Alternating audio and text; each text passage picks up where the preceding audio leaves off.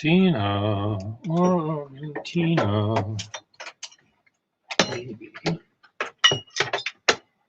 Fuck's sake. Go here. Go here.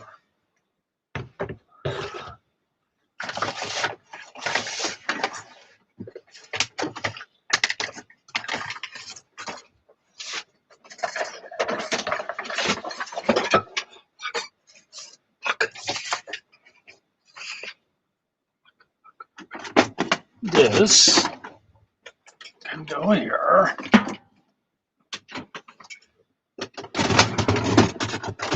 This.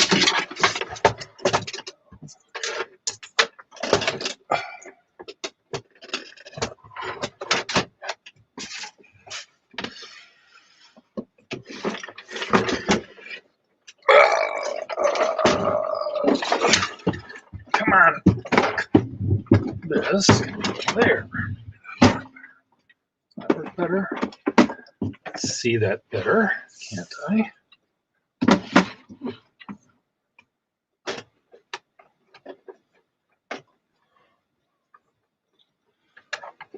This can go there.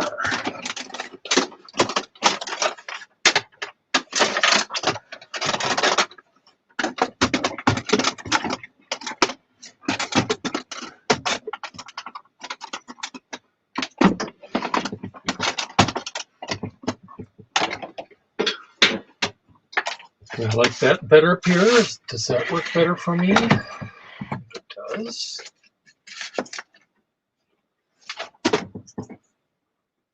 Scanner right there. This.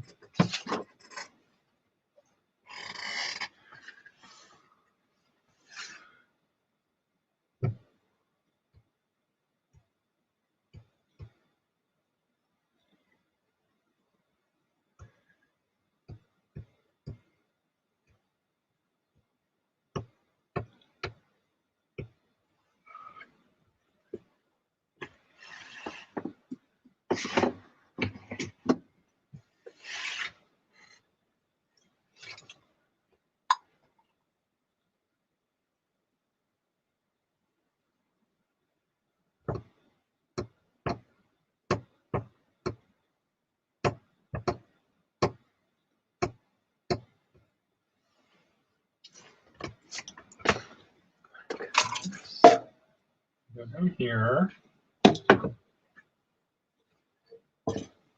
This.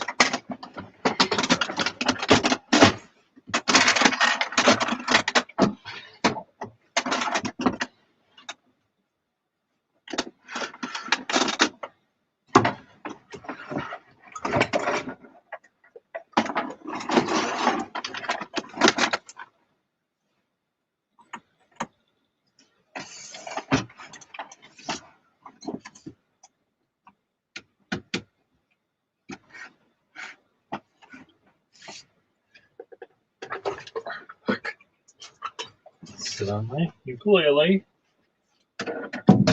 Stupid me.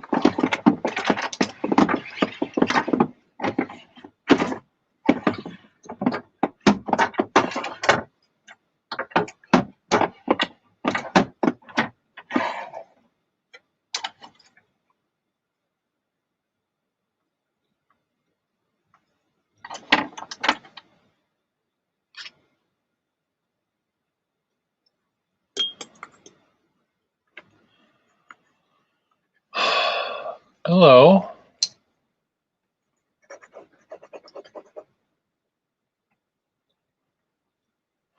Oh, good. You're multitasking. Good plan. Nice to multitask.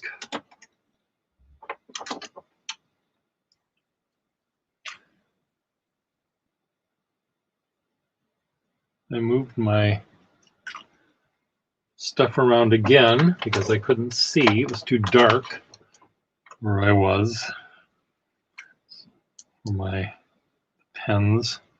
So I moved them so I can see them more easily. And I'm trying to put them in little piles, and already I'm getting seasick. Steel nib, calligraphy, other kind of nibs.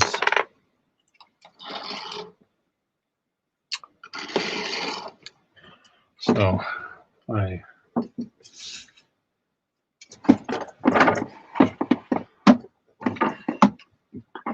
but what I'm trying to do is once pens get repaired and ready to sell, I'm bringing them here. So here's my tray of things for sale. That way I'll have them right next to me. So when someone says, you say, I want a Boinga Boinga nib, I'll go to the Boinga Boinga drawer. And I'll say, here's a Boinga Boinga drawer. Here's a Boinga Boinga. That's the plan.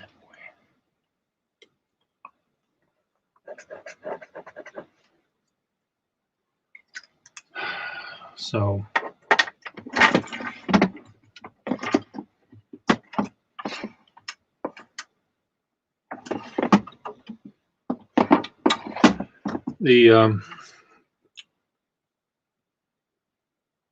I didn't really want to do this.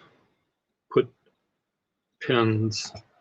I wanted to keep the pens sort of in that other corner, but it really doesn't make sense if I'm going to be talking to you people about pens.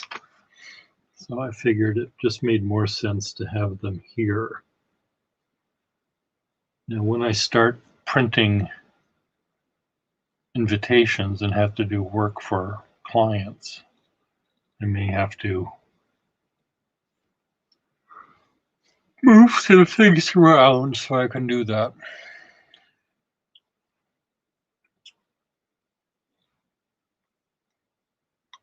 But for the moment, this seems to make sense.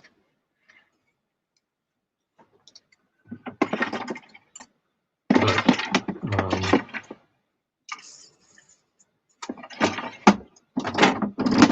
I just need to categorize these things. Fine, flexible calligrapher, flexible artist, stub calligrapher, fine accounting, I guess. So, and steel nibs.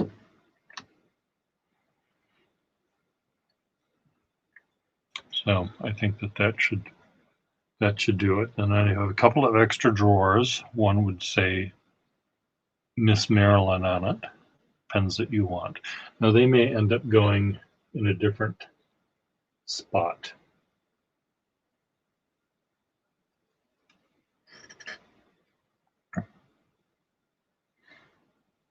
Now I don't stiff. What I've been doing with rigid nibs is they're either thin, or I'm putting them either in thin or rounded, I guess. I mean, for lefties or for some rough sketching. Oh, very sweet. What a cute pen that is. And you can say, well, I know where you can get so many more.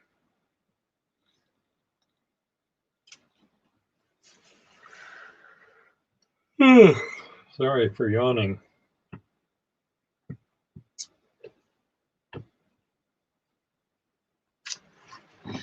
The thing is, I have one of the problems that I'm having in my house right now is I have a plethora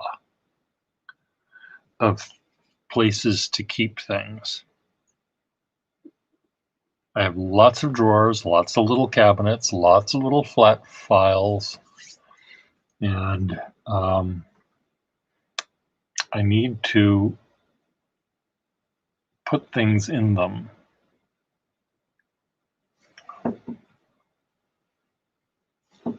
So I sort of have business cards. They just say pergustafson.com and people can do the work from there. It's just that, I don't leave the house to give a business card to anyone anymore. Oh, you mean like for you to send them out to people? Oh, get this from Per Gustafson.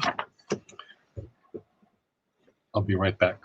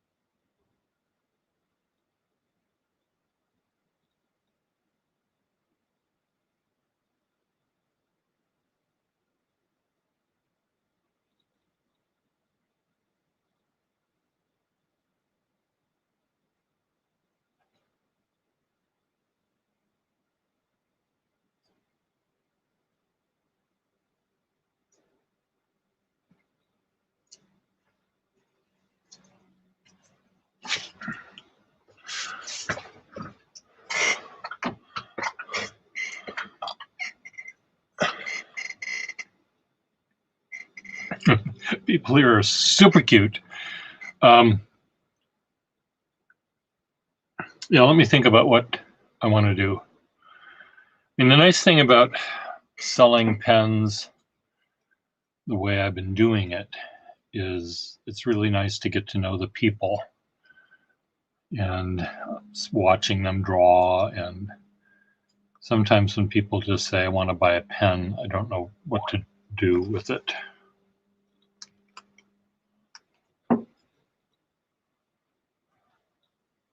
Okay, let's see. Did this work? Check my mail.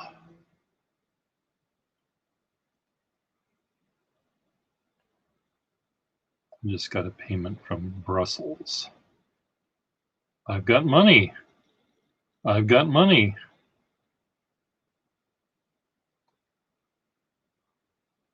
Ooh. I've got 2 monies.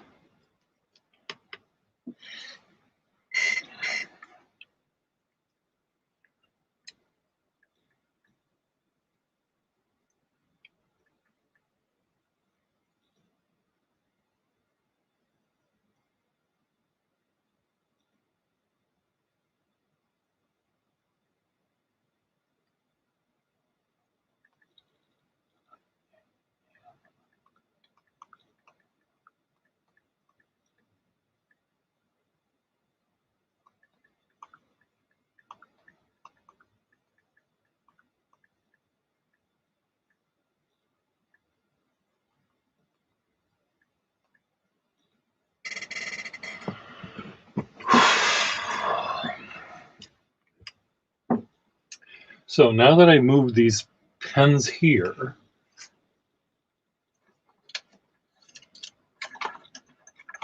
can these go in the drawers?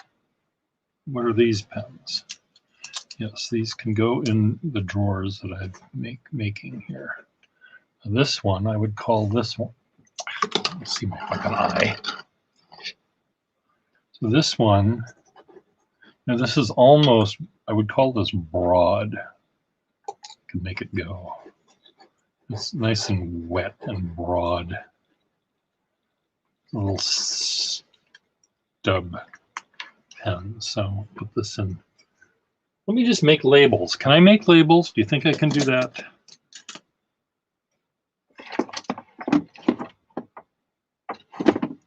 Let's just make little labels that can go in there.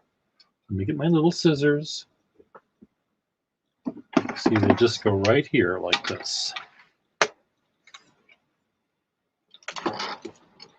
See? Just slide right in. Hello, Bartholomew Brecht. So if I can measure this, maybe I can see what size I need to make these. These scissors.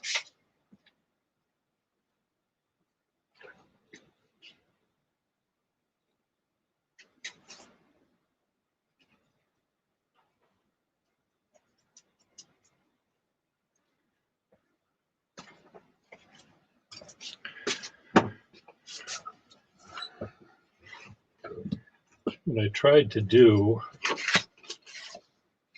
was build just to create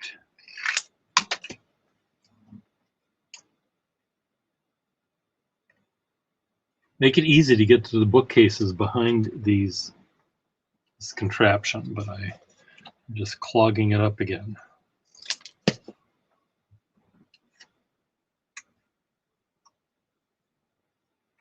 There we go. Does that fit? Why are you not fitting? It's because you don't.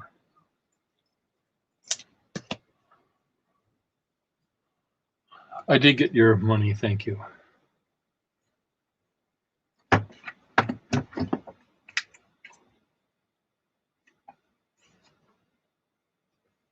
So this is the accountant, ACCT, ACT,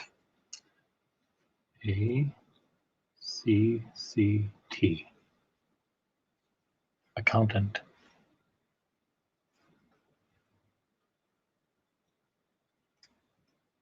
Come on, get in there. How difficult is it? Act. Okay, make another one.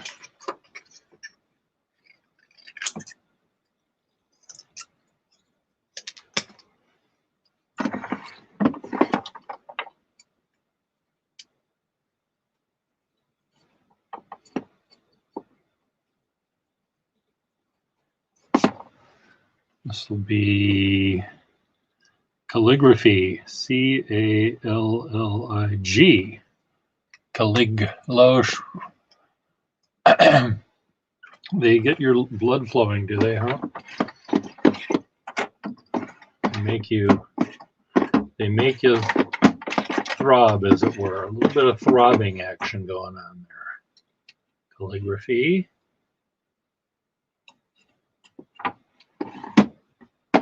These aren't nearly as nice as the ones that were on here originally, but it's okay. It will work perfectly fine for my purposes. What are these? Sketchy art.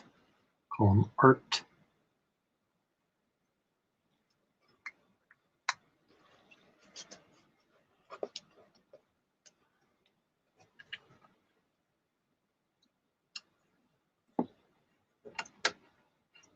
Okay, why is this one falling out? Art.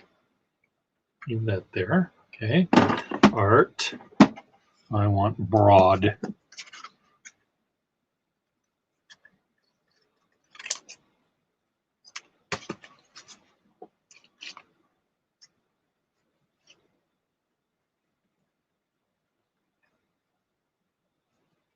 Broad.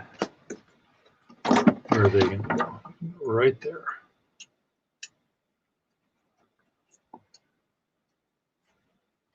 And that's where this pen will go. See, this one is nice and broad and moppy.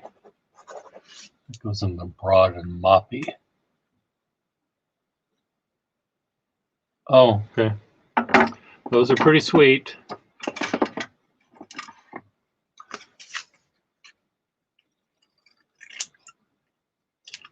Steel.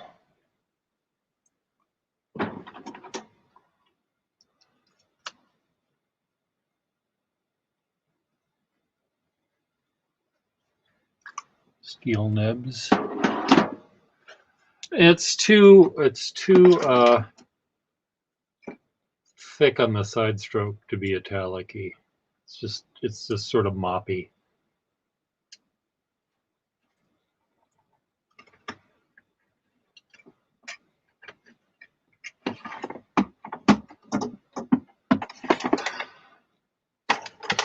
Accountant. What is this pen? This is, ooh, this person did not, this is neat. I think I probably showed this to you already. Someone didn't like the name that was on that pen. Just got out the chainsaw and chopped it away.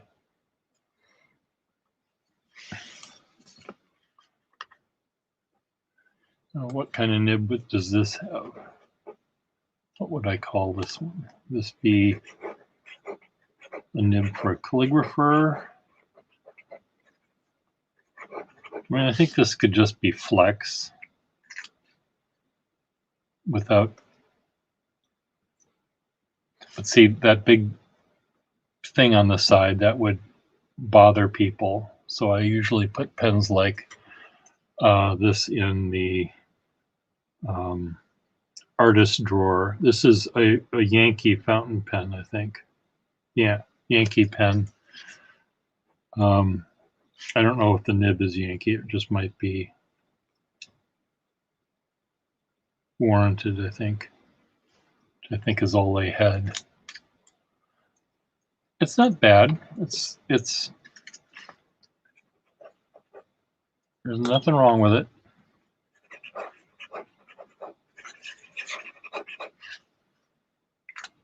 So I think I'm just going to make a new one that just says Flex. LEX. It's, I don't know. This might end up going in a different drawer, but we'll start it in a flex drawer.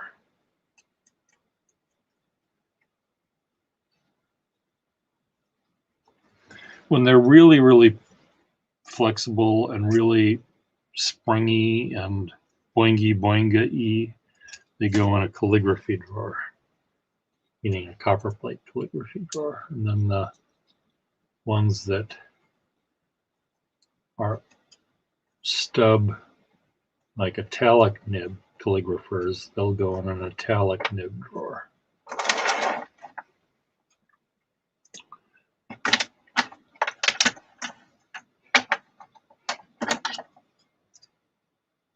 This is a pencil. I should have a pencil drawer too. You should just go in a pencil barrel. Here's a Sheaffer Fine Line steel nibbed pen. Goes in. It's really, you know, it's very rounded though. It's a pretty sweet little pen for steel.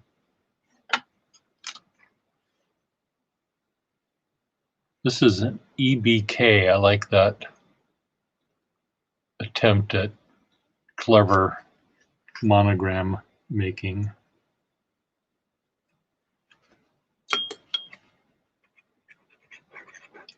See, this is a Moore nib. Now this is slightly flexible, semi-flex. It's one that wouldn't necessarily make Marilyn excited. But I just put that in the flex bin. I think it's not to the degree that Marilyn would like it. Here, on the other hand, is another Moore. Really long, slender, and there's a little chip right there. Damn you.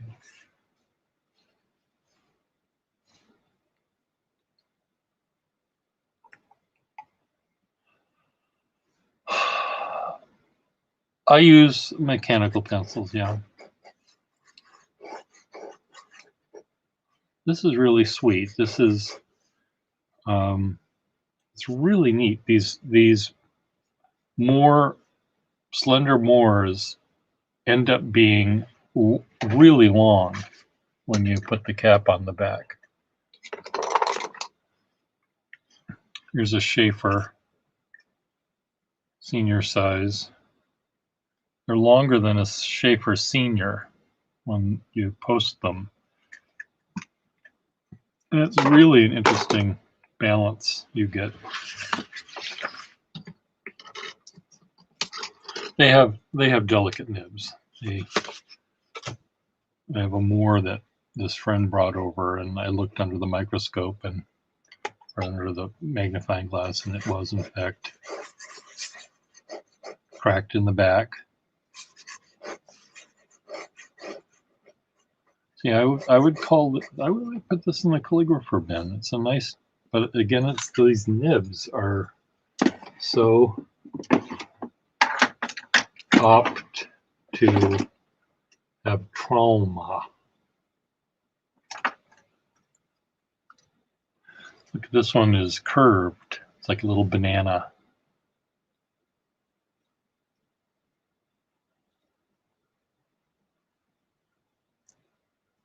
Oh, they're okay. I mean, some Moore nibs are really quite lovely, but you know, for me, when I'm trying to sell a pen to someone and they end up buying it, I'm just afraid they might press down a little bit too hard. I don't know where I'm going to put this pen.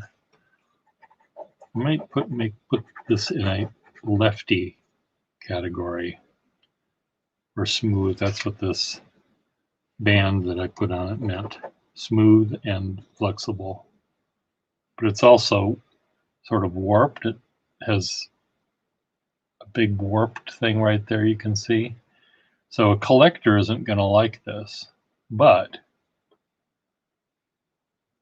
If this was the only pen I had on my deserted island, I'd be fine with it. Putting it in the art department.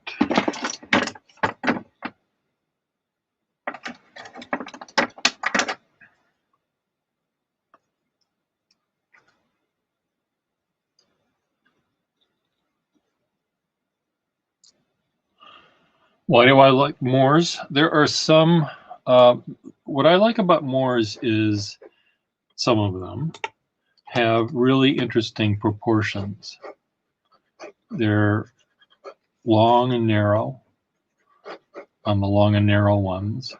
And there's a certain traditional aspect to them that they look like a very starched shirt, conservative, or not conservative, traditional kind of a pen. And the person that would buy a Moore rather than something else would be a guy that still wears detachable shirt collars. This is really a nice pen. What the hell is this? Is this a Schaefer? William St. Paul.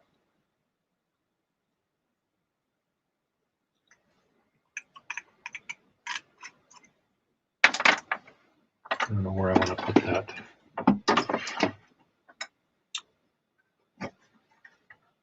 Hey, John Matthias, how the hell are you? Would you like to join our little band and we can talk face to face? You're Canadian, are you not, John? I think you are, right? If I'm remembering correctly. Meet a fellow Canuck.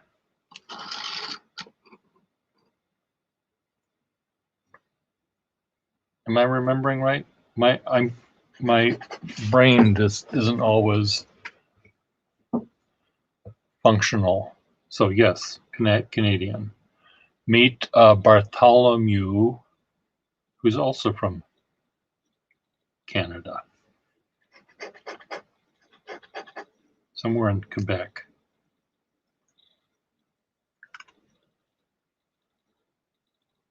Would you like to come and talk out loud face to face?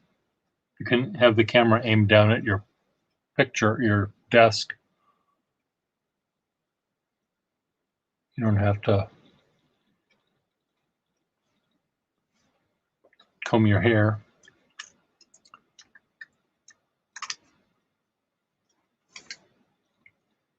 Is that okay? You want to join? Okay, what I will do, I have to find my pen. I post a link on the chat and you click on it and you're here. Except I need to find my pen to be able to do that.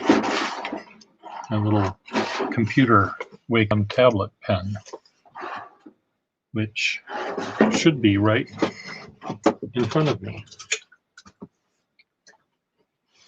Don't go away. It's right here. It's right here.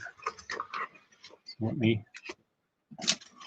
move this out of the way. I'm trying to do this so I don't have to make as much. Move 5 things to be able to do one thing. I have to move all sorts of fucking shit to be able to do this. Okay. Okay, invite. Copy to clipboard, copied, edit, paste. Edit, paste. So you click on that and your camera you'll click enter studio backstage or whatever it says, and then I will pull you in.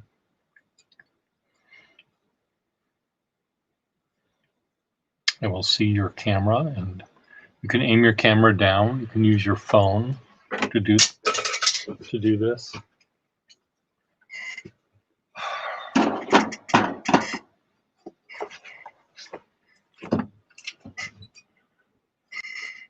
There you are. Look, I see you. I see you. What? Add to stream. Add to stream. Oh, okay. There you are. Look, I see you. I see you. Except you have to do Stream. Add to because stream. we're getting an echo. There you are. Look, Two devices you're using that Oh, except yeah. for are you hearing have the to do sound. stream. Add to Because we're getting an echo. There you are. Two devices you're using that I have Except just for the hearing the device. sound. Stream. Add because we're getting an echo. echo. There you are. Two devices you're using. Except for hearing the sound. Stream. Echo. No, it's not from my mic. Except for hearing the sound. Let me.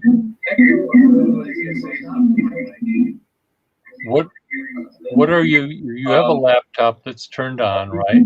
Yeah, it's just my desktop. What you need to. Joshua is saying you need to mute, Yeah, it's just my desktop. and I don't know how to do that. Joshua is saying you need to mute. Well, is it me or I is don't it know you? how Do you to have, do do you that. have just the one device? Or do you have, How do you do that, Joshua? I don't know how to do that. How do you do that, Joshua?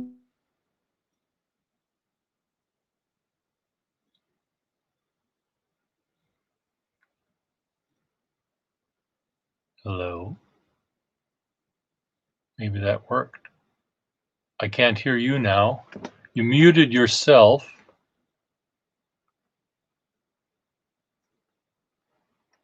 You now. You muted yourself. Yes. I think you have more than. Do you have more than one device on right now? You muted yourself. Yes. I think you have more than. Do you have more than one device on right now? You muted yourself.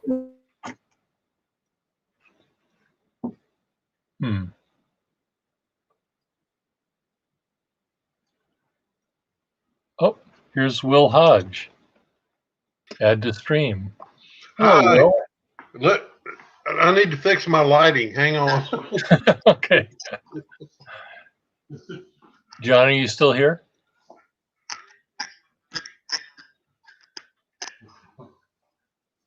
John, can you hear me? Oh, Yes. okay.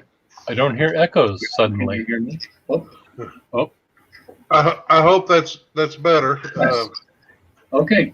I don't hear echoes Can suddenly. you hear me? Hello. I hope that's better. No, we are where there's a delay. There's a delay happening somewhere. Hello. I hope that's better. No, we are where there's a delay. There's a delay happening somewhere. Yeah, it's looping I around. hope that's better. No, we are where there's a delay. There's a delay happening somewhere. Yeah, it's looping.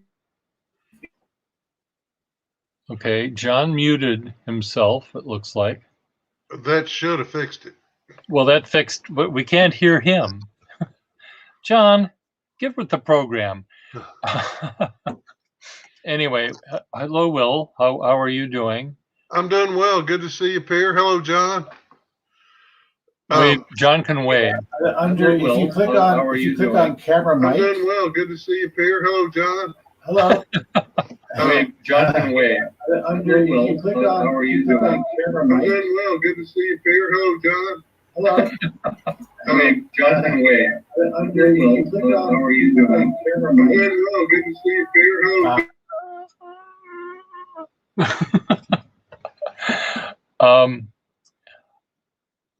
I think, John, the problem is happening with you. There must be some echo that you're getting. Says, John, close your YouTube and keep the stream link open from Pierre. So do you have YouTube still on? Your microphone is off, so I can't hear you now. But if you were watching YouTube, maybe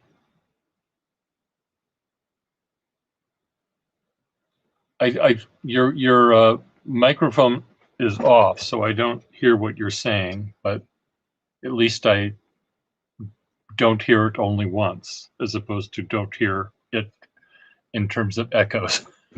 Okay, I think that's got it. Yes, I still had the other tab open. I didn't notice. Okay. I've got Hello, hello. 100 tabs. Okay, it works. It works. It works. Yeah. It works. Okay, let's see. Who is Bartholomew still in the room? Bartholomew just got a bunch of pens from me, and he hasn't received them yet, but they went out in the mail yesterday. And he loves thin pens that have very thin nibs on them. What you got some pens for me, right? Sketching pens. Oh, hang on a second. I'm not seeing the comment. Oh, here's the comments. Okay, Will is coming back now. Oh, okay. I think we have fixed the trauma. Mail culpe. Okay, Hello, so John. Hello. Well, I'm sorry the trauma was imparted on my behalf here. I apologize. no, you weren't. it was it my wasn't- fault, actually.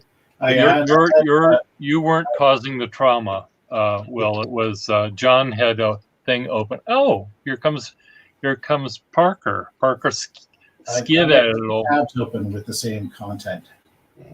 Parker, would you like to join us? Now, John, you bought pens for me to draw with, right? Was that the Yeah. I bought one, just the one. just the one? And what one was it? Skyline? Yeah. It was a Waterman. Waterman. But it was a. Hang on a second, let me just check. Is there a way where you can aim your cameras down to your desk so we can see your drawings? Me? No, actually, I have a iMac. It's Okay, so it's the camera is connected to your it's mounted into the computer. Okay, but I can show you the pen. yeah, and maybe show a drawing or two that you've done. Ooh, I'm going to move my, if you can. Oh if you yeah. want. Okay. So there's the pen. Yeah. Oh, okay, I remember. It's a Waterman, but it has a regular nib, right? It's not a Taperite. It has a regular Yeah, it has a regular flexible nib. Yeah. Good. Do I have anything? I'm going to move my camera down. Parker, would you like to join us? So Nice cross hatching there. yeah, just a bit. And then I was trying out one of the inks as a background, but it's really sheeny. It's really what? Sheeny? Sheeny. Okay, yeah. Are you using India ink on that at that point or no? Yeah. I just what did I use? Oh yeah, no, I think I used the India ink. That was my problem. It's all shellacked. Yeah, the shellac will make it shiny. I mean, Yeah. other inks are shiny too, but I don't know if I have anything else I want to share. well, keep the private ones private if you want. No. I mean, it's not that they're just bad. Well- Well, I mean, they're not terrible. Okay, but you got the pen to do drawing. Pencil sketches. What's that? You got the pen from me to do drawings. Yeah. And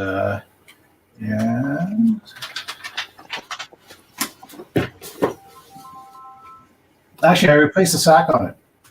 You did? Okay. Yeah, the sack melts. The end of the sack turned into putty or something. Well, see, that's happening with a bunch of pens that I have, and I'm not doing it on purpose, but a lot of people that are fixing pens are saying that the pen set company had a bunch of bad lots that they sent out. So, It seems like it's not cured properly. yeah, that's what other people were back in saying. liquid rubber or something. Yeah, that's what other people were saying. So, but I was noticing it on pens that I had thought I had sacked just recently, and I didn't know if it was the ink that was causing the trouble or what. But I'm sorry that you had to fix it. Oh, it's not. It wasn't a problem. It was actually kind of interesting. Oh, there's a better one. I think slightly similar. Okay. Yeah. Yeah, Oh wow. So you do pen and ink, and then you do ink wash on top of it. Yeah. Exactly. Oh, that's lovely. They're kind of a mixture of the two. Actually, I got kind of a neat result here because I was using masking agent at one point, for the white pages, and but some of it got mixed into the ink, and I ended up with that kind of cool texture at the bottom. It looks a bit like leather or armor or something. Okay. Oh yeah. Happy accident, that kind of thing. Okay. Yeah. And just that kind of thing. Yeah. So I'm glad that you're here. It's fun to get. I'm trying to figure out ways to, without having 6 tiny little faces, to have maybe 3 or 4 people at maximum, where we can aim the cameras down and talk about the way we draw with the pens or do journals with them. Will is a journal keeper, journal writer, pen collector. And so there's a couple of other people that do that as well. So like more than a diary, but is like it's more than a diary, but less than no. Actually, it's not a book. You also are a journal person too, John? Or not? No, I mean I have books that I jot notes in, but I'm not very regular about it. Like occasionally I'll just pick out a poem that I like and copy that, and then that kind of thing. Well, John, talking about journaling, I do it mostly. Well, I got started doing it for therapy reasons. I was a caretaker for my mother for years. She passed away, and it was a great release for me, just to be able to put my feelings on paper, and I just kind of found that medium where I could explode mentally, and not worry about somebody coming behind me and reading it or criticizing me or anything else. It was just a release for me to be able to put all my feelings on paper. And I learned a lesson.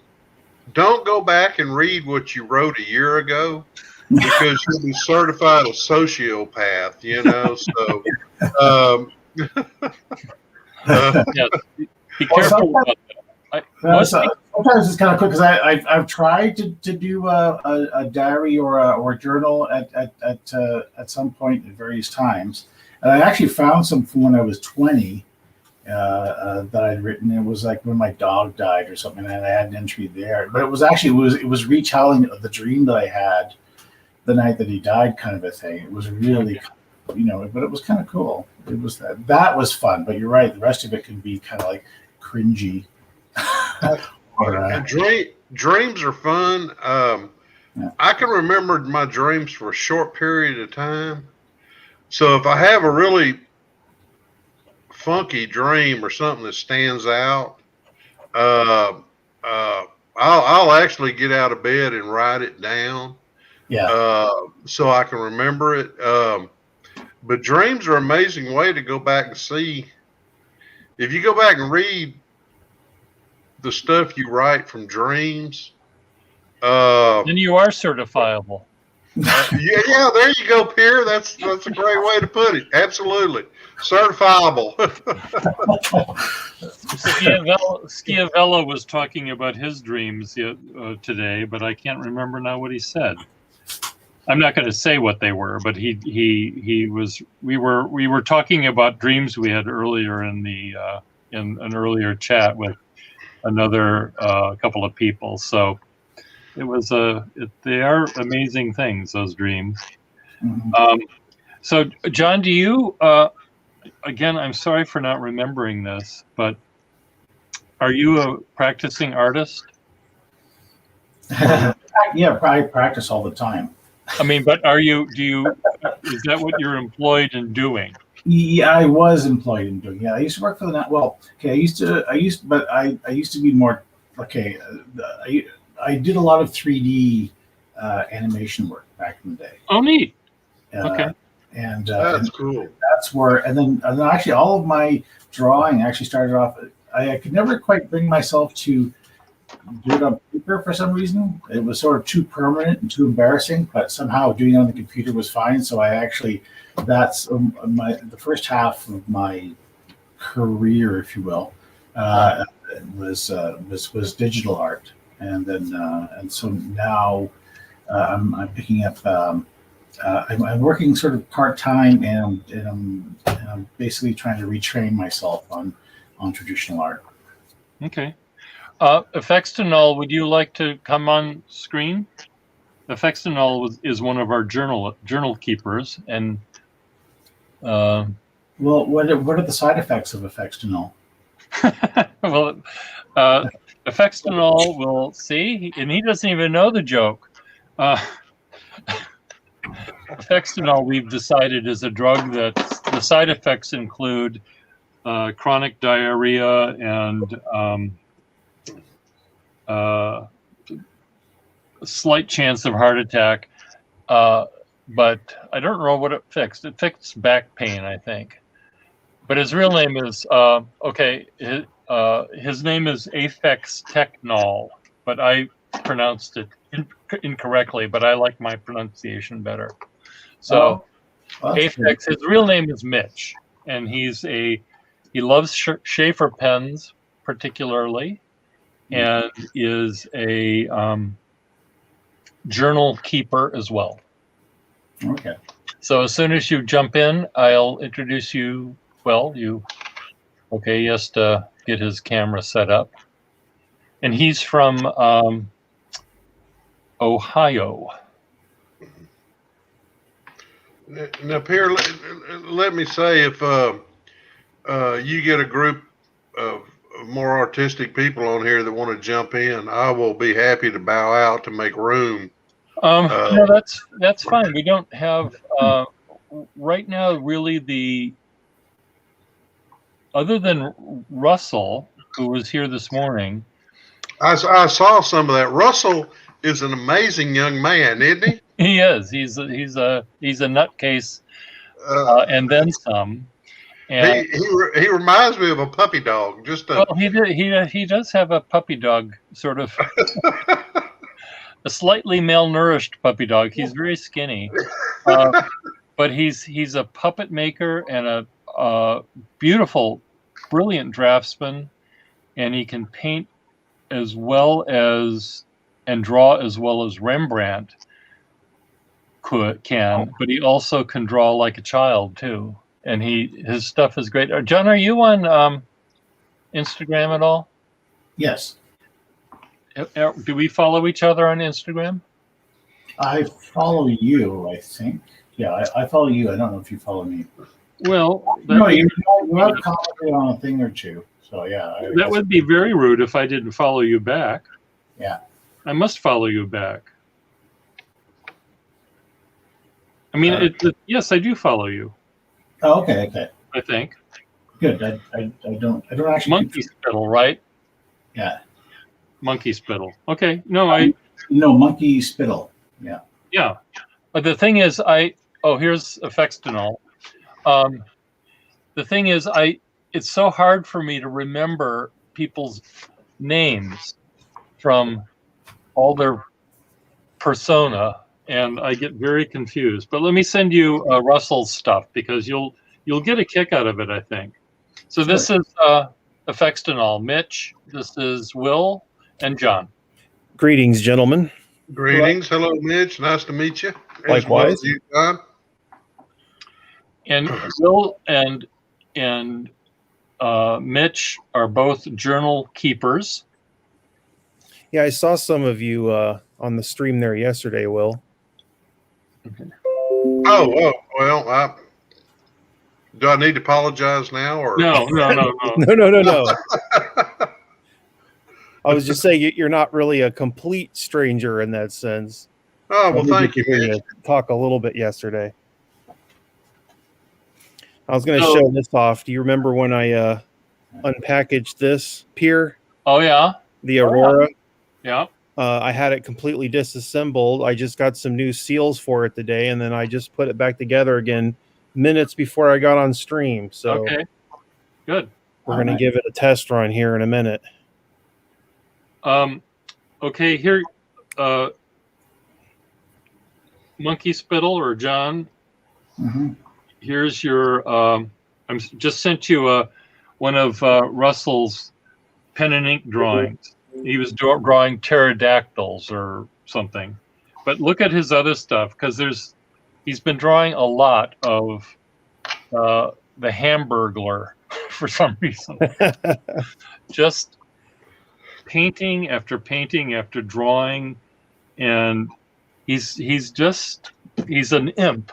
He's a little imp, trickster, I think.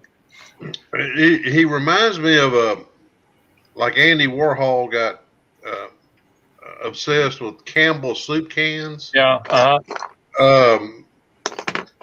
He reminds me of with the Hamburglar. You know, he's Yeah, kind of he obsessed does. with that, and puts his own twist on it, which I love. They're beautiful. I really enjoyed looking at his artwork. It's awesome. Yeah, he's. I haven't quite figured out why he's so fascinated by that stuff but he's very odd. He's quite young, but he knows all sorts of stuff that his parents or grandparents might have lived through. Like, why is he? I was going to say, I didn't think Russell was even old enough to remember the Hamburglar and Grimace and all that. Well, that's the thing that I don't know. I mean, but he knows all that stuff, and he Right. also I mean, no offense to Russell, but no, but he also knows all sorts of stuff about Middle Ages history, and I mean, he just knows all sorts of shit. He just knows. So Yeah. But he doesn't seem to be of this century. He seems very much of the past. So anyway, I think you'll like his work, John. Okay. And Will, are you on Instagram as well? No, I'm not. You're not. Okay. Well, that seems to be where he's posting things. So, Okay. but you'll see him here once in a while. I have an Instagram also, but I mostly just post pictures of my pin collection. Well, that's a good thing to do. Do you want to share that with us? Oh yeah, my Instagram. It's Aphex Data or Data, APHEXDATA. But that's me on there. Yeah, it's I got a new digital camera around Christmas time, and I used to be into photography with film cameras 15, 20 years ago. And then when I got hurt, that kind of interrupted my photography hobby. So here just recently, I've kind of gotten interested in photography again, at least in terms of learning how to take nice pictures of pins. yeah. Still a very much a work in progress, but I think they look okay. Do you have a trick to Using keep micro them in lens? focus? What's that? Do you have a trick to keep them in focus? Well, I have two different ways to do it. I have a modern macro lens, and then I have a couple vintage lenses adapted to my camera. Okay. And basically, essentially what you need to worry about is to get enough light on the subject you're photographing, Yeah. especially if it's a close-in distance, and a really high aperture. That way you're getting the maximum amount of depth of field. Uh-huh. Because if you photograph a subject, especially really close up with a low aperture, your depth of field is going to be really shallow. Uh-huh. What I do with my cell phone, which is my camera du jour these days, is I'll put the pen down, on the thing, and usually over to the side of the pen, I'm going to put a dice, and I'll have it so this, 6 pips are facing up. So the top of the die is essentially flush with the top of the pen. That's a pretty good trick. That way, you're And giving that way, the camera something to rather than focus hitting on. the pen, because the pen, especially if the pen part is gold or reflective, Right. it doesn't know what the hell it's supposed to focus on. So I focus on the dice, and then I take the picture and just crop the dice out. No, that's absolutely a valid technique, Pierre. And it works really well. And the other thing with a camera, an iPhone, is the iPhone is smart, but it's too stupid to do 2 things at once. I mean, it does 2 things at once. It focuses and does the exposure. And So white balance If compensation. you have 3 pieces of, if you take a piece of wood that it's about the thickness of a pen, you have it painted white at one end and black at the other end and a couple of grays in between, you can hit your finger on the gray part, and that'll expose and focus to the way you want it. And it's a really simple way to do it without having to have fancy lenses and tripods and lighting. Is that like a 40% gray or something like that? Well, you just if you have a stick or anything, even a piece of paper that you color from white to black in a ink wash or something, you just pick the area that you want, and it'll expose and focus at the same time. And if it's too light, you just move up or down on that stick. Thing. And you get, once you pick something you like, then you just take the picture. So the other added benefit of using a cell phone as a camera for doing photographs of pins or whatever else is that the camera on a cell phone has such a small sensor that the depth of field is inherently larger just from that fact alone. So that's why large format, cameras have super shallow depth of field. And as you go smaller with the either film size or the sensor size, your depth of field gets larger. That was a really hard concept for me to understand at first. The aperture is much lower. I think we're on to a winner. I just filled this thing up and it worked perfectly. This is the Aurora? Yeah, the Aurora 88P is what this is. Vintage? Yes. And that was the one that you that didn't work at the beginning? Well, it didn't work right off the bat because it had the original seals in it. And the seals, I'm assuming, were some kind of a leather. And apparently the pen hadn't been filled in a long time, and the seals had dried up and shrunk. Oh, okay. So initially it wasn't, there wasn't any suction in the barrel at all. Once it got wet and expanded some, then it started working. Okay. But the seals have been completely replaced. Mitch, is that the pen that had the pop-up filling mechanism? And No, it is not. But but he has one. But I have the one with the. Okay. That's. Yeah, this is an Aurora 98. It's called a Reserva Magica Magic Reserve. And it's basically the same pen, essentially. It's got the semi-hooded nib here. Right. It has a little ink window right here. And underneath this barrel, it has what's basically an ink converter, but it's a captive ink converter. And it's got this little neat mechanism to where you can actually operate the captive converter with the barrel on by extending the little doodad here on the end. Okay. Cool. I've never seen another pen like that. They must have some patent copyrights or something on that. That's amazing. I like that. It's really neat. That was one of the main reasons I wanted to pick one of those pins up to begin with. But this one is the an Aurora 88P. It's just the standard piston filler, and you Okay. throw the little blind cap around. And What kind of nib do you have on that, Mitch? this one is a medium. Okay. Not really flex or semi-flex so much, but you can get a little line variation out of it. The original Aurora 88s, they tended to have nibs that had a lot more softness on the verge of flexibility.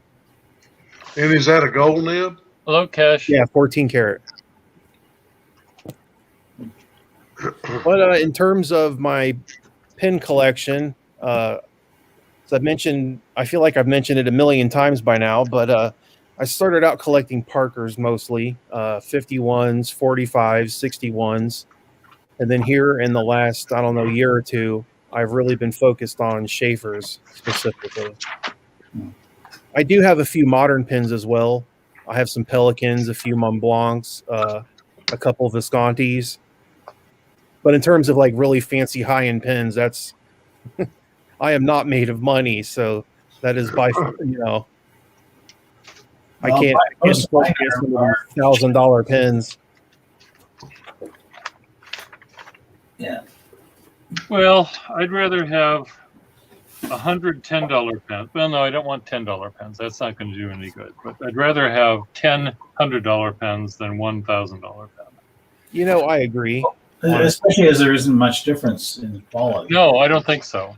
Between 100 and 1,000, you're just buying the glint on the barrel. Yeah. And I mean, basically what I do is just save up some money and, have something in mind. And then once I save up the money, I try to find one for a good deal. And one of the benefits I have in my situation is that being that I'm effectively disabled, I have nothing but free time on my hands.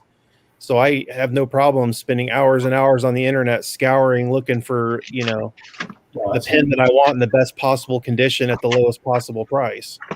So that's how I've built all of my collections thus far, using that technique. well, it seems to work. Yeah, I always I start looking and then I get cold feet after a while, and I just sort of You have to be brave and stupid. you have to be willing to take a chance, I guess. You have to be willing to take a chance. I've made lots of mistakes, but in my case, generally I might be able to fix or get a part that might be broken or missing that I didn't know.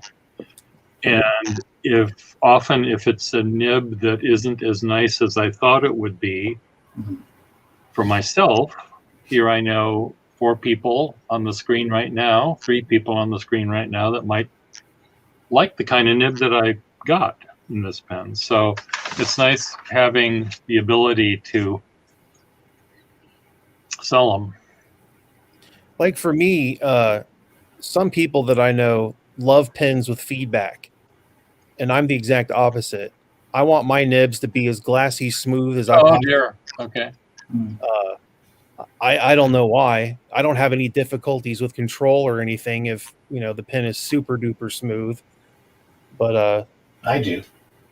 that's kind of like the thing with me is I feel like I'm on this constant hunt for the proverbial perfect nib, and I've got a few pens that are close, but I ain't found that one yet. So you You've want not it to found be, the Holy Grail. you want it Yeah, to the holy be grail nib. you want it to be really smooth, huh? I don't know what it is, but pens that Okay. are super I duper need smooth. I need to hear the noise of the nib working for me. Yeah. If they're, and I'm, it might be the paper you're using might be talking too much back at you. If that was, but it seems like you use good enough paper. You've used not just you've used Rhodia and stuff too. in addition. Oh yeah, I have fancy paper, Yeah. but I mean, my gold standard is these, cheapo Well, drug I know that's the paper you steno pad. So if I've got a nib that writes good on this stuff and feels nice, it's a good nib. Well, I know, but I bought a Hobonichi agenda, and the reason being is that they're supposed to be fountain pen friendly. But what I find is that every time I put write something in, like it takes about 3 hours to dry, which is they do. Good That's the paper. problem with a lot of those high-end papers is a lot of them tend to be really highly calendared, where the surface of the paper is just ultra smooth, and that's not really the best thing for a lot of fountain pennings, because a lot of fountain pennings just want to sit on top of paper and have no penetration whatsoever. Do you find, Mitch, that it feels like some of these papers are actually coated? Yes, And some what of them I've absolutely are coated. and what I've learned to use is I put a piece of paper underneath my writing hand Mm-hmm. because I think the oils from your hand. Yes. Say you're writing on a 8.5 by 11 paper, and the oils from your hand on that paper, top half seems to write really, really smooth, and then when you get down, possibly where the oils from your hand is on the paper, you get these almost like little skips, or Absolutely.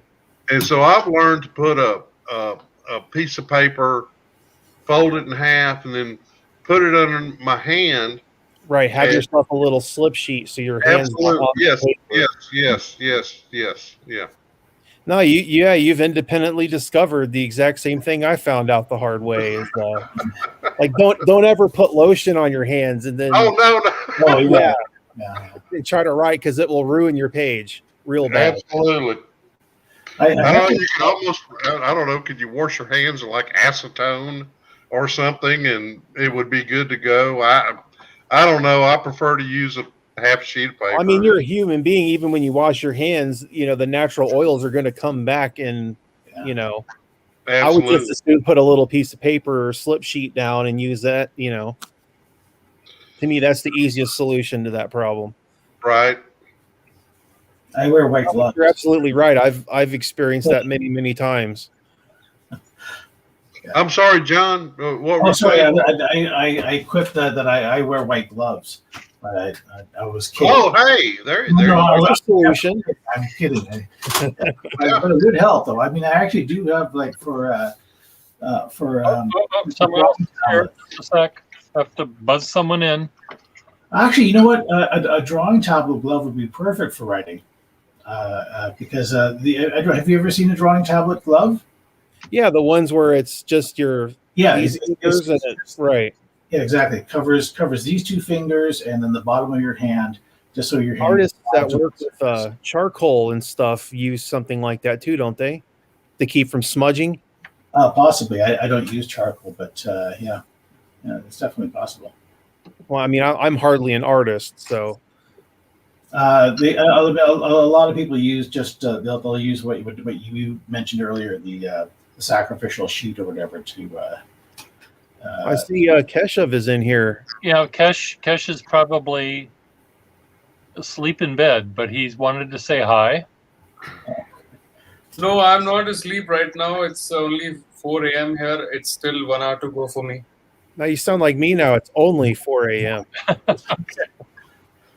The night's still young. A musician from India, and I've known him for many years. I don't think he uses fountain pens, though. Yeah, I'm not into fountain pens or older men. I'm probably half your age. Yes, I know. So you are, but you're going on a date. I'm going tomorrow. And then a different dame on a different night. Yeah, that's Wednesday night. That's the joy of being in 20s. Yes. And Well, enjoy it because it doesn't last forever. Because one day you wake up and you're like, holy shit, I'm almost 40 or I'm almost 50. I'm almost, it keeps happening to me for some reason. Time stops for no man or woman. Yeah. Well, as long as Well, Will, I John, wonder if they use. Sorry, What part of the world do you hail from? me or Keshev? Sorry. John is from Canada, Okay. and Kesh is from India, and Aphex is from Ohio. Ohio. Ohio. Okay. Yep.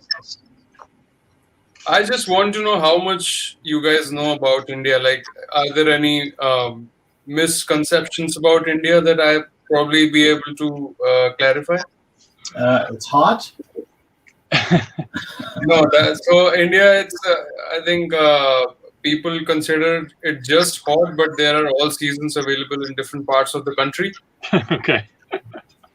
So you'll find from minus 50 degrees to 50 degrees everything. Okay. Okay. And is the Taj Mahal as nice in person as they think it is, as they say it is? Oh, it's better in person, I think. Better in person? Yeah. Although I've been there just once back in 2001, I think. So it's been 20 years. Okay. Now, a friend of mine saw it, and he said he didn't believe how beautiful it was. And there's a famous story that the emperor who made Taj Mahal, like who got it made.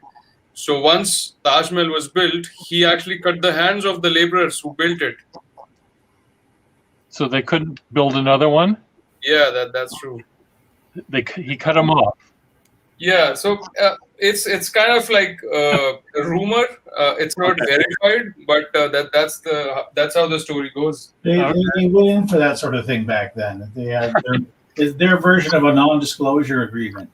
A pretty serious NDA. You really have to read that fine print. So, But I think nobody of you have gone to India. No, well, I haven't. no, I haven't been that far. The farthest I've been is Europe. So, did you ever want to come to India? Yeah. Like, was there a plan ever, or you never thought of making No, there was not a plan. I mean, there's an order of. I already have a list of places I want to see. I'll be dead by the time I get halfway down that list. So. By the time you get to the eyes, you'll be dead. Yeah, exactly. My cousin went to India, and he thought it was great, just great. But I'm not a traveler. I don't get around much. I'm a homebody. I'm a theoretical traveler. Well, I also haven't been to US so far, but I definitely plan to come. Good. Well, I hope you visit Boston. Yeah, that should be my first stop. First stop, Boston. Okay. Because I already have a couple of my friends studying there at Berkeley. Okay. Cool. And then I have this certain friend, 60-something-year-old called Pierre. Oh, that guy. Well, you better watch out for him. The oldest friend I've got. Yes. I'll be right back. You guys keep chatting. So, Will, I noticed that you smoke pipes. Yes. Yeah. I've been curious about that because I thought it would be a nice, what do you call it? Not a ceremony, a routine or whatever. I thought it'd be a nice thing to do on Sundays is to have because I've always liked the smell of pipes. And, my father smoked a pipe when I was younger, and of course he quit smoking as he got older. But I found that what was funny was my father had like a special chair. He would come home from work and sit in, and he would load his pipe, and and my mother would always complain because he would always spill tobacco, and there was always tobacco on the floor around my father's chair as he sat and puffed on his pipe. And as well today as mine, I find I have the same problem, but I don't have a wife to tell me I'm fucking up, I guess is. But no, I do enjoy smoking a pipe. I have about 25 pipes in my collection. Okay, Yeah, yeah.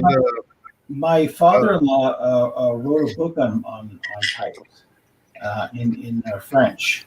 My wife is French, but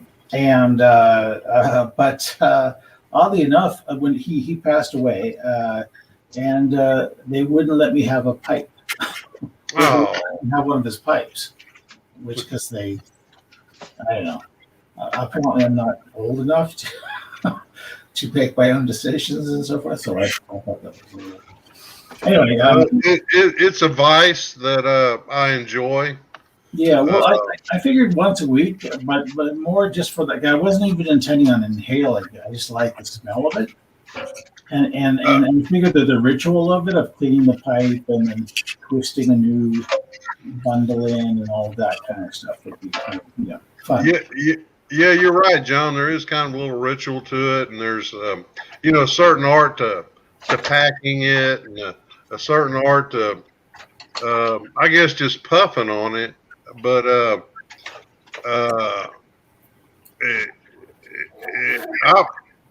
I liken it to the term, you don't smoke a pipe, you just sip on it. And you don't want your pipe to get too hot, where you get like your tobacco gets hot and you get like your tongue burned, or your tongue, you just sip on it. And if you'll notice, I'll take two or three puffs and put it down. And but if you just sip on it, you can really get the good taste of the tobacco. Mm-hmm. And I'm a big fan of Lane tobacco. Lane tobacco, okay. Lane, they tobacco maker, and they make all kinds of tobacco, everything from a Cavendish with like a top flavor of cherry or vanilla to an English, a hard English tobacco's, to me, is like smoking a campfire. I mean, it is rough. But I do enjoy it occasionally. A good English tobacco with a glass of good single malt Scotch. That's some good stuff right there. What's that one tobacco? Is it called Latakia or something? Yes. That is a Latakia is a tobacco that can be blended with other tobacco.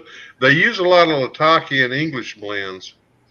There's one that smoked the pipe for a while too, and I remember trying some of that stuff, and it knocked me on my butt. Yeah. There's one tobacco that is kind of rare. It's called Perique, and it's grown in Louisiana.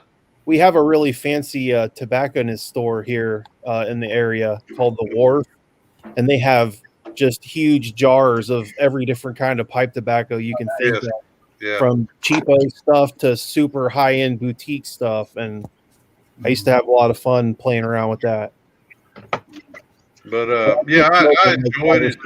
I guess I think you get that hand.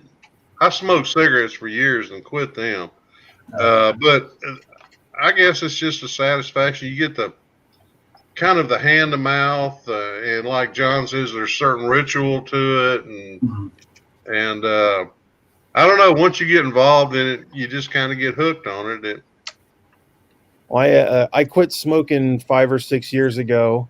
Good for you.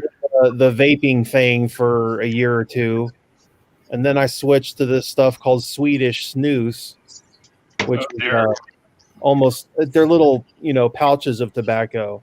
Uh-huh. But it's the kind that you don't actually have to spit like Copenhagen or Skull, because that stuff is nasty.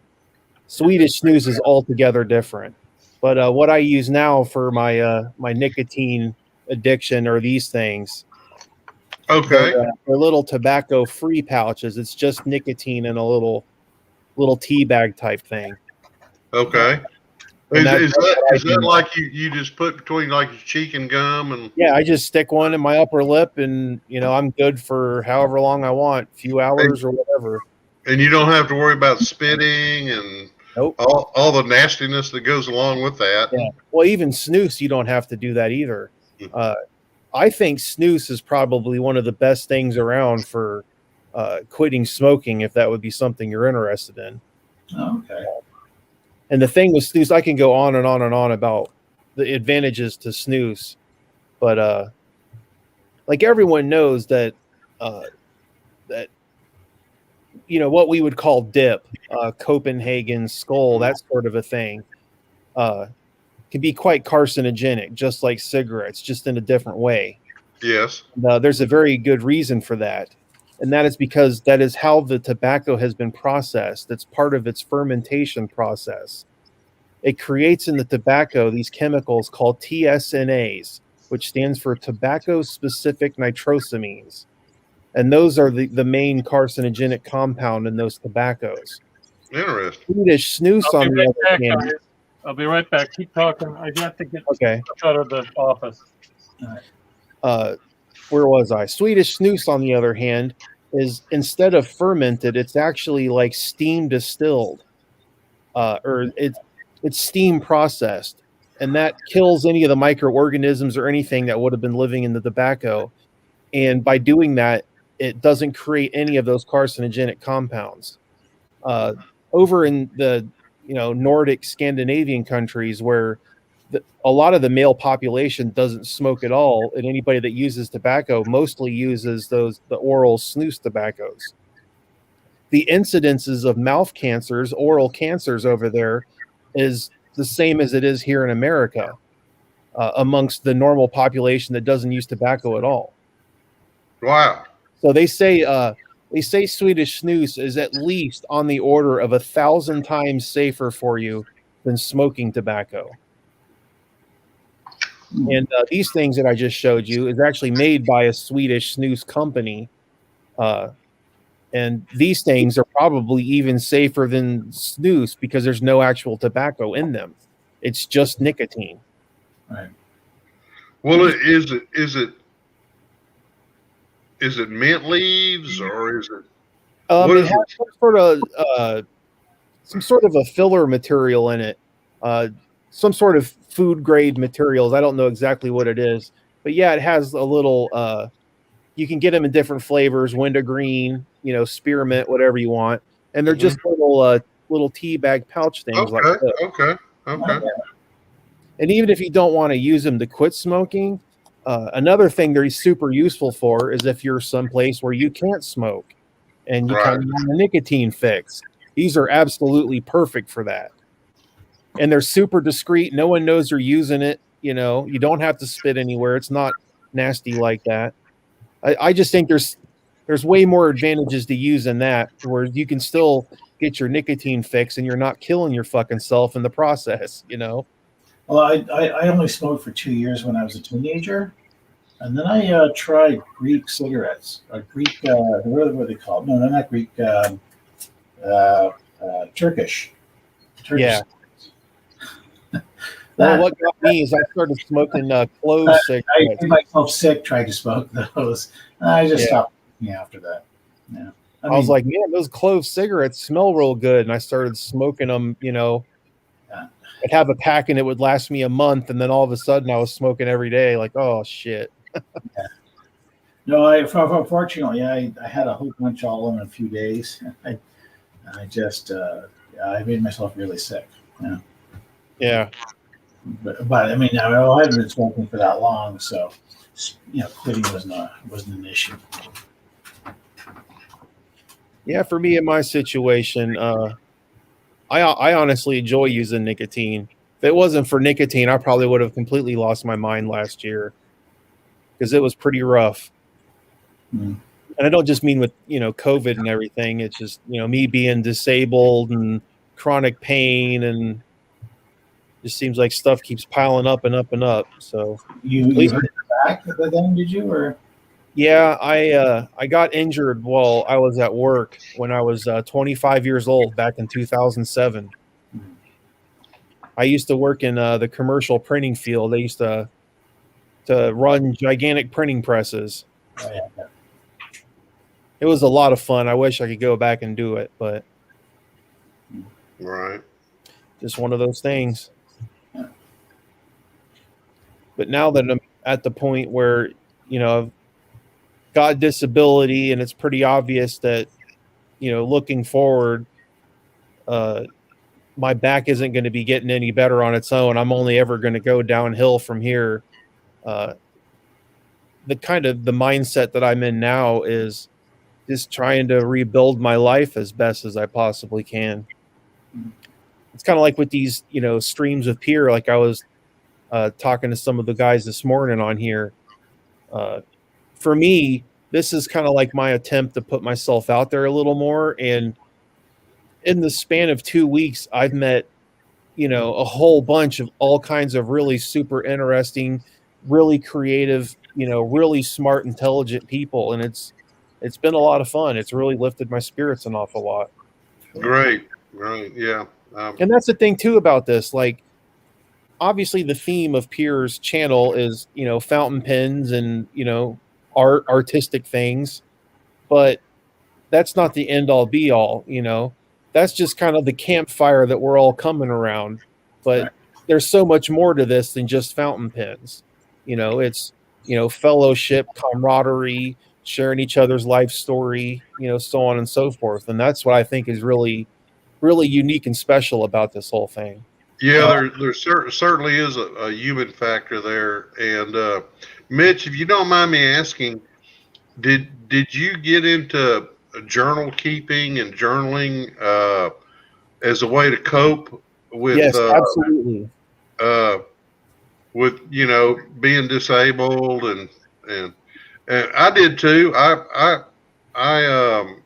was a caretaker for my mother for quite a few years, and in fact, where I live, I bought this house for the reason for her to move in with me, and she passed away in 2014, and I always had a passion for fountain pens, but I found a great way to cope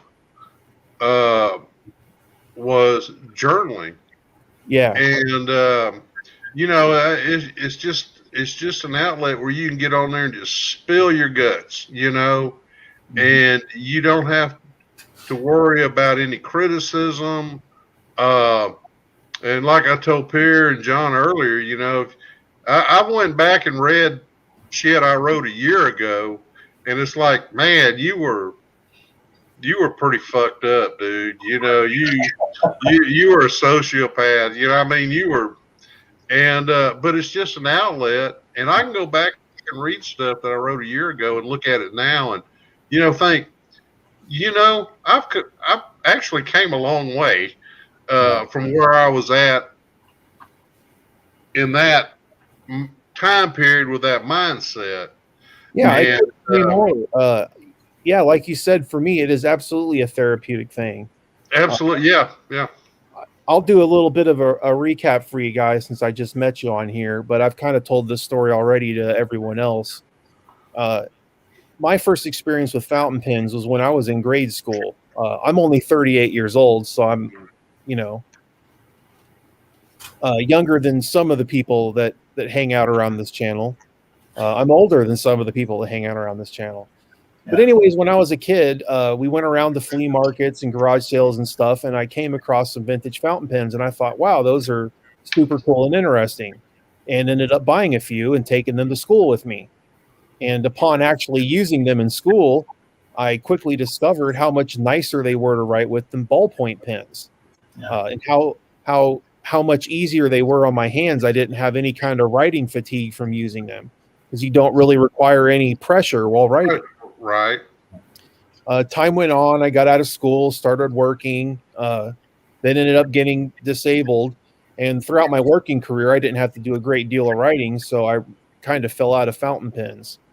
And it wasn't until, I don't know, 4 or 5 years ago,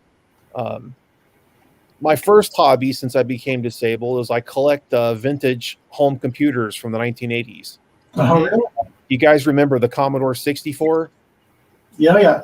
Yeah, well, I'm like a Commodore 64 expert, basically. Okay. I can take them totally apart and rebuild them, and I'm nuts with those things. I'm an aficionado of mechanical keyboards, so I like old tech that Yeah, way. that's a really big thing now too, is mechanical keyboards and all the Alps Cherry MX blah blah blah switches. Yeah, Yeah. I don't have any Alps. I have an Alps knockoff keyboard. Actually, Spring IBM Model M keyboards and yeah. right. Yeah. But anyways, after I did that for a while, I'm sorry, what was that? I said they still make the Model M keyboards. Yeah, some other company makes them now. I can't think of the name. Down your way, Bill. I think somewhere in the southeast, they still make IBM type keyboards. Yeah. Sorry. Mhm. I guess you would unless you the IBMs were famous for being very tactile, very loud. Really loud, clicky keyboards, but man, if you like that kind of thing, Standard all keyboards. I think down here in my neck of the woods at Texas Instruments. yeah, It was a big part. I think with the coming out with the calculators back in the 70s. Like I come from Pierre's generation where we used slide rules. When I was in college, I was taking some engineering and we used slide rules. Well, don't mention That's- slide rules. Pierre has a collection of them. He's got some really cool ones if you haven't seen them. And then that you were able to get these, little handheld computer / calculator from Texas Instruments, and they were very, very expensive. I mean, at the time, late 70s, it wasn't, $600 was a lot of money. Right. And, but you could buy one of these calculators and you could throw your slide rule away. This thing could do somersaults and turn tricks and, everything else. And, it's amazing how I look back on it years ago, how expensive the technology was and how simple it was. And nowadays, how advanced the technology is and how cheap it's got. I mean, you can go to Best Buy and pick up a very functional laptop to do everything you want to do for a couple $100. And where back then a handheld little calculator was like $600. I don't know, amazing. But And I know, Mitch, you probably remember the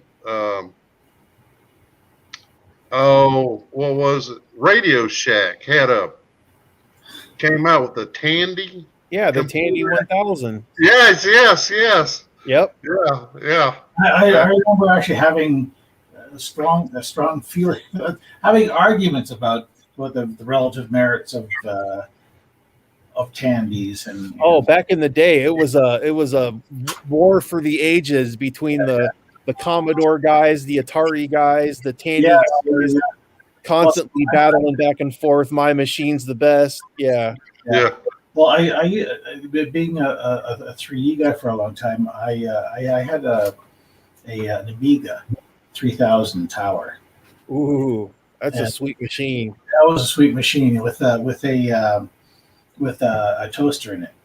The video toaster for video production. Yeah, exactly, kind of a thing. Yeah, Because a video toaster could do pretty much everything a multi-million-dollar TV studio could do. Yeah, that was a massive piece of technology. Yeah, it was cool. But yeah, And then I actually have it in my basement. I have my very first computer, PCXT, down there. Not an IBM. It was a knockoff, but One of the clones, yeah. one of the clones. But I mean, it Well, was to finish the story there, floppy I disk. did the vintage computer thing for a while. Then I started collecting vintage typewriters. Oh yeah. When I started collecting the vintage typewriters, I began to keep a loose leaf journal typewritten on my typewriters. Mm. And I quickly discovered how therapeutic that was for me. And then one night I was just sitting here 4 or 5 years ago, and I remembered back to being in grade school, and I remembered some of the cool fountain pens I used to have. And I thought, man, I'd like to get some of those fountain pens again and, play around with them. And that led me down the rabbit hole to where I am today. I have a collection of probably somewhere in the neighborhood of 150 pens. Ouch. I mean, How many typewriters, Phil? Oh, typewriters? I think I have like 10.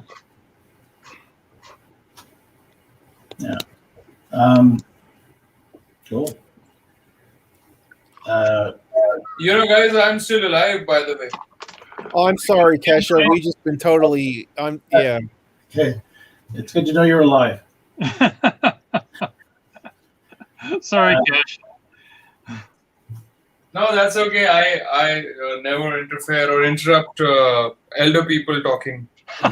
Oh, You're such a little bitch there, Cash. Oh, yeah.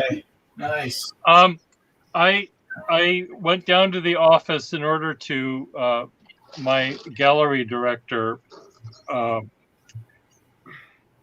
read me the riot act in a text, so I have to go down and continue to clear out my shit from the office. There was a woman who donated to the building a bunch of frames and canvases and easels, and there were a couple of people wanting the frames in addition to me.